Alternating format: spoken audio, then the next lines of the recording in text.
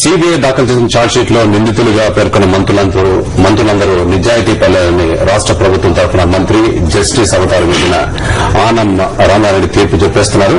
అలాగే వైఎస్ చెప్పారు కాబట్టే ఆ మంత్రులంతా జీవోలు జారీ చేసి నిర్ధారించేశారు. ఇక వైఎస్ఆర్ కాంగ్రెస్ పార్టీ నేత జగన్మోహన్ రెడ్డికి ఉరిశిక్ష వేయాలని కూడా నిర్ణయం చేశారు. మరి జస్టిస్ ఆనం వ్యవహార శైలి తీర్పులకు సంబంధించి మరింత లోతుగా చర్చించడానికి మా స్టూడియోలో ఇద్దరు గెస్ట్ వచ్చారు. రవిచంద్ర ప్రముఖ న్యాయవాది, నాగిరెడ్డి వైఎస్ఆర్ కాంగ్రెస్ నేత. వెల్కమ్ టు ది స్టూడియోస్ అండి.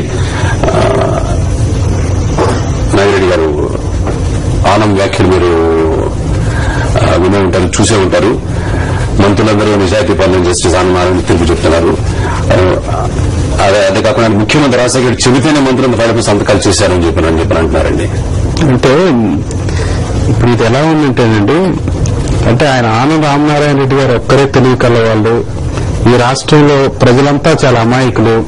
నేనేం చెప్పినా కూడా ప్రజలు వింటారు, నువ్వేం చెప్పింది నిజమనుకుంటారనేసి ఆయన భ్రమిస్తున్నాడు.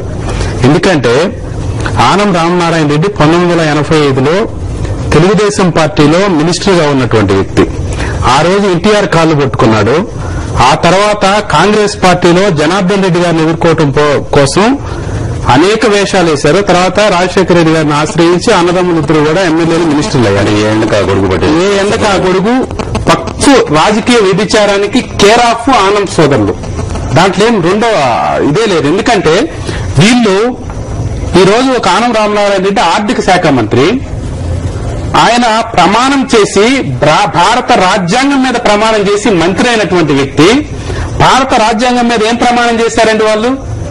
మేము without favour or fear we will discharge our duties అనేసి వాళ్ళు ఆ రోజు ప్రమాణం చేసి మంత్రులయ్యారు.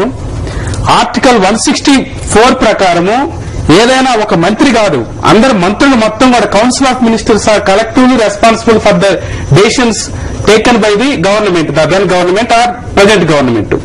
ఇవన్నీ తెలిసినటువంటి ఆనం రామనారాయణ రెడ్డి తెలియక మంత్రిగా కొనసాగుతున్నాడా లేక తెలిసి మంత్రిగా కొనసాగుతున్నాడా అనేది ముందు ఆయన ప్రజలకు సమాధానం చెప్పాలి. నేను ప్రమాణం చేయలేదు, చేయకుండానే మంత్రి నుంచి అన్నా చెప్పాలి. లేదనంటే మాకు రాజ్యాంగం మీద గౌరవం లేదు, మేము రాజ్యాంగాన్ని ఎట్టి పరిస్థితులను విశ్వసించాం, మేము చెప్పిందే రాజ్యాంగం, మేము చెప్పిందే ప్రభుత్వం, మేము చెప్పిందే న్యాయం, మేము చెప్పిందే ఈ న్యాయస్థానాలు మాకు అవసరం లేదు, లేదా ఈ ఇన్వెస్టిగేషన్ మాకు అవసరం లేదు, లేదా ఈ రాజకీయాలు మాకు అవసరం లేదు, ఈ ప్రభుత్వాలు మాకు అవసరం లేదు, మేము చెప్పింది న్యాయం, మేము చెప్పింది ధర్మం అనేసి నెల్లూరు రాజకీయాలను రాష్ట్ర వ్యాప్తంగా తీసుకురాదలుచుకున్నారా ఆయన చెప్పాల్సినటువంటి అవసరం ఉంది. ఎందుకంటే నెల్లూరు మున్సిపాలిటీ రాజకీయాల దగ్గర నుంచి వచ్చిన వాళ్ళు వీళ్ళంతా కూడా కిల్లీ కోట్ల దగ్గర నుంచి బెదిరించుకొని రాజకీయాలకు వచ్చినటువంటి వ్యక్తులు వీళ్ళు. ఈ రోజు ఒక విఆర్ కాలేజీలో ఒక లైబ్రరీ పోస్ట్ కు డబ్బులు అడుక్కునేటటువంటి వ్యక్తులు వీళ్ళంతా కూడా. వీళ్ళ రాజకీయ చరిత్ర అందరికీ తెలుసు. అండ్ ఇతని కామెంట్స్ తోటి రవిచంద్ర ఒక న్యాయవాదిగా మీరేమంటారు? న్యాయస్థానాలు అవసరం లేదా అని చెప్పారంటారు. ఎందుకంటే ఆయన జస్టిస్ అవతారం మీద కంప్లీట్ గా అంటే సంచలన తీర్పు కూడా ఇచ్చేస్తున్నారు. జగన్మోహన్ రెడ్డి శిక్ష ఖరారు చేశారు అని చెప్పినట్టుగా. చాలా మందికి ఏమవుతుందంటే అండి, స్పెషల్లీ పొలిటీషియన్స్ కి మైక్ రాగానే వాయిస్ పనిచేయడం, బ్రెయిన్ స్టాప్ చేయడం అనేది some kind of balance that seems to be happening. లేకపోతే seasoned politician council of ministers decision ఒక మంత్రికి మాత్రమే సంబంధించింది, మేమందరం ఆయన సంతకం పెట్టమంటే పెట్టాను అంటున్నారు. ఆయన మినిస్ట్రీలో రేపు కలెక్టర్ గాని ఒక ఆర్డీఓ గాని ఇదే డిఫెన్స్ తీసుకుంటే ఏదైనా ఒక క్వాజీ జ్యుడిషియల్ ఫంక్షన్ పైన వారు ఒప్పుకుంటారా? First question. Does a government run like this? 163 of the fifth schedule అండి వాళ్ళు మినిస్టర్స్ అయ్యేటప్పుడు ఒక ఓత్ తీసుకుంటారు. I will read the oath out for you. I swear in the name that I will bear true faith and allegiance to the Constitution of India, not to Y.S. Rajshekar Reddy.